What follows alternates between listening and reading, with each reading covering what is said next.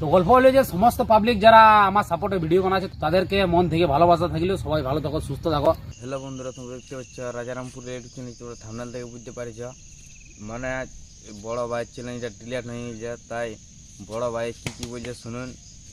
আর যারা নতুন দেখছ একটা লাইক করে দেবে, সাবস্ক্রাইবটা করতে ভুলবে না।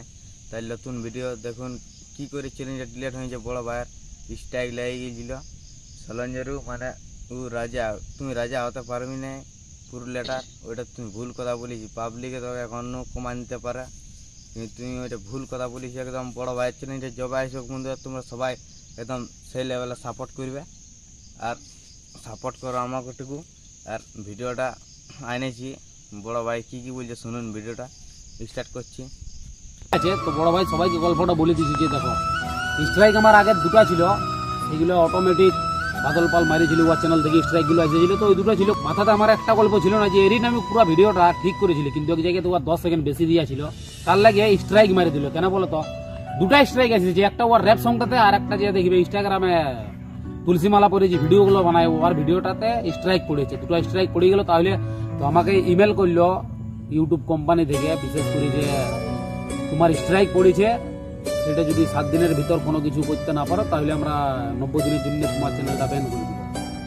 অর্থাৎ বলছি যে তাহলে 90 দিন তক যদি আমি ইয়াদেরকে বলে কहीं স্ট্রাইক না উঠাতে পারি তাহলে এই চ্যানেলটা চলে যাবে। এখনো চ্যানেলটা আনার চান্স আছে, কিন্তু আসবে নাই। কেন বলো তো, ওদের সাথে গল্প হয়েছিল, ওরা দুটো ইউটিউব থেকে বলেছে যারা স্ট্রাইক গিলে মারেছে, যে ভাই বলছে তুই একটা মাফি মাগা ভিডিও বানা, সরি তরি বল, তাহলে তোর স্ট্রাইক গিলে তুলে দেবো। কিন্তু দেখো, সবাই যদি একটা নিজের অকাত বানায় রেখেছে তাহলে সেই সিস্টেমটার উপর সরি বললেও মানা যায়। আর বিশেষ করে যে স্ট্রাইক গিলে মারে সে একজন হচ্ছে নাচনি, তখন নাচনি যদি একটা ইউটিউবারকে সরি বলা করে তাহলে তো মান সম্মান থাকবে না। সেই লাগে ভাই চ্যানেল উড়ে যায়, কোনো ব্যাপারটা দুসরা চ্যানেল খুলে নেব। গল্প হচ্ছে যে স্যাড সঙ্গের রাজা এইসব বলা হয়েছে। তো স্যাড সঙ্গের রাজা তুই কোনোদিন যখন পুরুলিয়া জেলাতে স্যাড সঙ্গ আসে তখন স্যাড সঙ্গে তুই মানে ধার পাশে পুরুলিয়া ছিলিস না। আর গল্প হলে আমাদের পুরুলিয়ার পাবলিক আলাদা আছে, সবাই সাপোর্ট আছে, সবাইকে মন থেকে ভালোবাসা থাকলো। সবাই ভালো থাকো, সুস্থ থাকো। চ্যানেল দুবারা বানাবো, কবে বানাবো সেটা বলবো নাই, যেদিন বানাবো সেদিন সবাইকে বলে দেবো যে ভাই অমুক দিনই চ্যানেল বানাচ্ছি। তোমরা শুনতেই পেলে বড় ভাই কী বললো। তো এথায় শেষ করছি ভিডিওটা। যারা নতুন দেখছো লাইক একটা করে দিবে আর সাবস্ক্রাইবটা করতে ভুলবে না। টাটা।